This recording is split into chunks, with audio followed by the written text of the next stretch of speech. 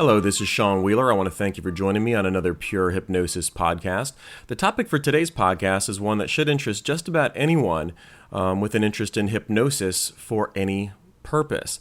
What I'm going to talk about today is the difference between stage hypnosis and hypnotherapy, or to put it more simply, how you can be assured that you won't be asked to cluck like a chicken when you come into my office for some therapy.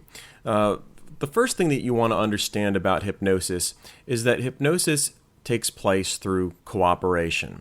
And the first step toward that is that there has to be a trust between the hypnotist and the individual. Now, this is true whether it's in a setting in a comedy club or whether it's in a hypnotherapist's office. In order for an individual to be led into that state, they have to be willing to follow the instructions of the hypnotist who's doing the leading. And in order for the hypnotist to be successful leading that person into the state, that person has to have a trust that once they are hypnotized, that this person is going to take care of them. So anytime that you may see a stage hypnosis show, the first portion of the show is spent with the hypnotist talking to the audience, dispelling their fears, telling them about what they can expect, what the experience will be like. And a lot of this has to do with the fact that you won't do anything that's against your morals or values, you won't do anything that's dangerous, and you won't have any regrets after the show is finished. And that's all true. And the reason for that is that when a person is hypnotized, and it really doesn't matter where, they're never going to do anything that's against their morals or values because they know what's happening. Now, this may seem strange to those people who would think, while watching a stage hypnosis show, boy, all those crazy things that those people up on the stage are doing, I'd never do those things normally. They'd never do those things if they weren't up there and they weren't hypnotized. And that may very well be true.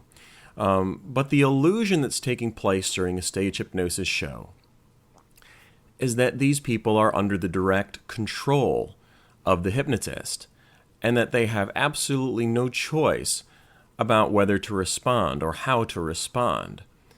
And it's completely false. The way that hypnosis works in either setting is that a person is only going to respond in a way that they feel is appropriate given the situation. Now, when a stage hypnosis show takes place, the hypnotist invites people from the audience to volunteer and participate. No one is dragged up there kicking and screaming. No one is pulled up against their will.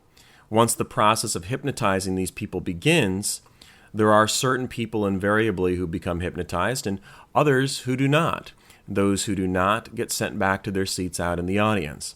So at the end of the process, those people who are hypnotized on the stage are those individuals who knew they would be participating in a comedy hypnosis show, who willfully volunteered to come forward and to take a seat on the stage, and who have followed the hypnotist's every instructions and thereby have become very deeply relaxed. They feel really, really good. Now, they do know what is happening around them. They can hear the sounds in the room, they can hear the sounds of the audience, they can hear glasses clinking and things like that. But because they're so deeply relaxed, and because they're very, very focused on what the hypnotist is saying, they don't have the awareness about things that are going on in their life.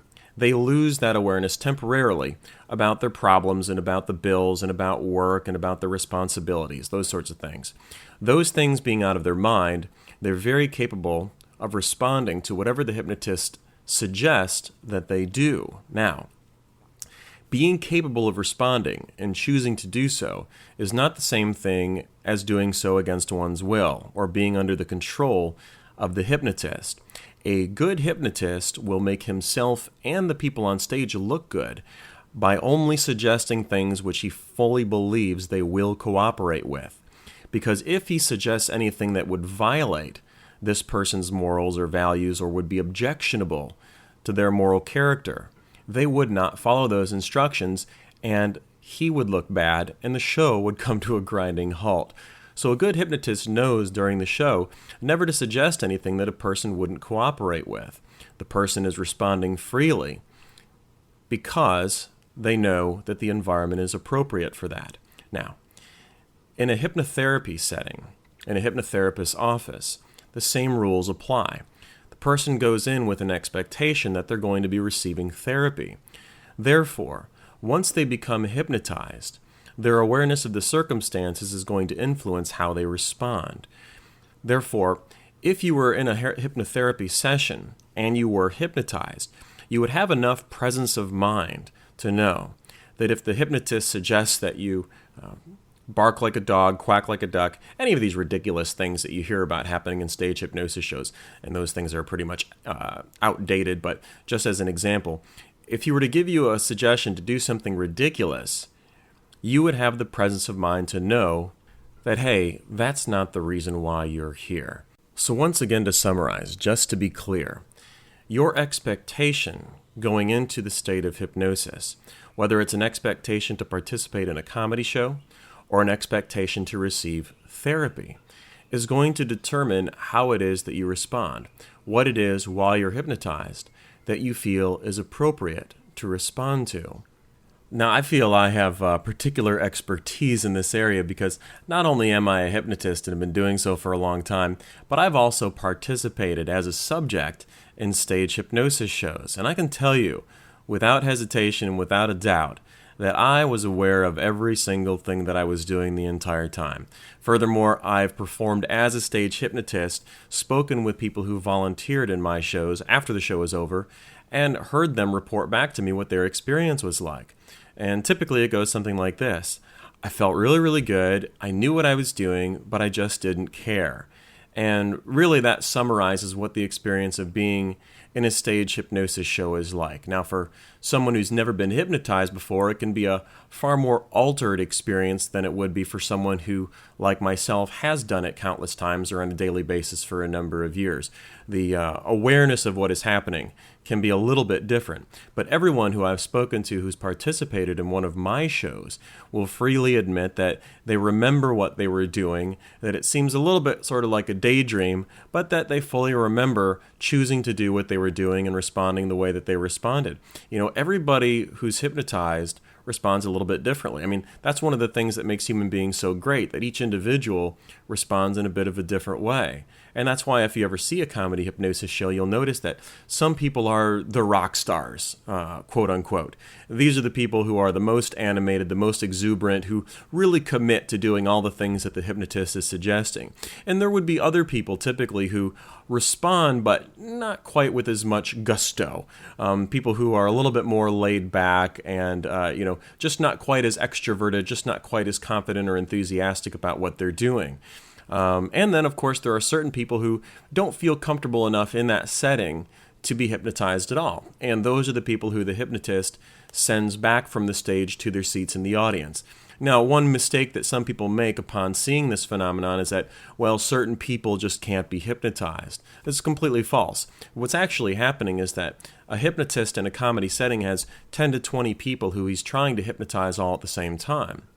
Well, not everybody is going to respond in exactly the same way. And because in that setting, the hypnotist can't really give individual attention to every person that's up there, well, it's like you serve 20 people different food, or all the same kind of food, and, some are going to like it and some aren't going to like it. So the thing is, in a stage hypnosis setting, the hypnotist wants the show to be spectacular. He wants it to be impressive. And that's very often why a stage hypnotist won't reveal the secret here that I'm talking about, which is that it's not control, it's cooperation. To an audience, presenting it as control makes it look more impressive. It really ups the wow factor. But if people were really to understand what was happening up there, they would realize that it's not dangerous, that it's not scary, that it's simply a way of relaxing a person to the point where they can loosen up and do things that are a little bit silly and have a good time and everyone can laugh.